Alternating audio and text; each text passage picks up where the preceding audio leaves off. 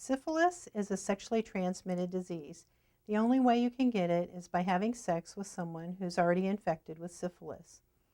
The disease often forms a painless ulcer. Sometimes people don't even recognize they have it, especially women. Sometimes it will invade the nervous system, and after a long period of time, it can cause insanity and disease of the brain.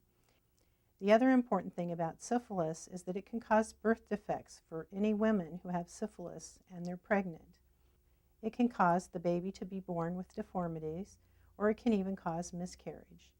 For these reasons, syphilis needs to be treated at an early stage to prevent progression of the disease. One patient that I had actually developed syphilis when he was in the military in World War II. They thought they had treated it at the time, but they didn't have very sophisticated antibiotics, and it wasn't until we discovered his wife had syphilis later on, when they were both in their 80s, that we were able to make the diagnosis and give him the definitive antibiotic therapy. The treatment for syphilis is really very simple. It's just an antibiotic that can be given by injection or even by mouth, and the degree of complexity of the treatment depends on how long you've had the syphilis. If it's a recent infection, then sometimes just 1 or 2 treatments will be enough. If you've had it for a long time, then it can be much more complicated. In either case, this is something to discuss with your civil surgeon. Once the disease is treated, you can proceed with your Homeland Security paperwork.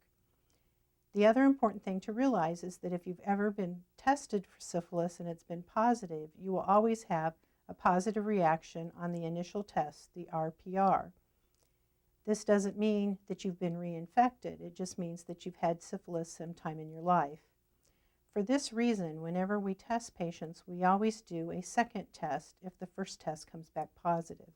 This second test will tell us if this is a new infection with syphilis, if the disease is active and needs to be treated, or if the test was positive because the person had syphilis sometime in the past. There are also some diseases that will cause a positive reaction on the first test. That's another reason to do the second test when the first test comes back positive.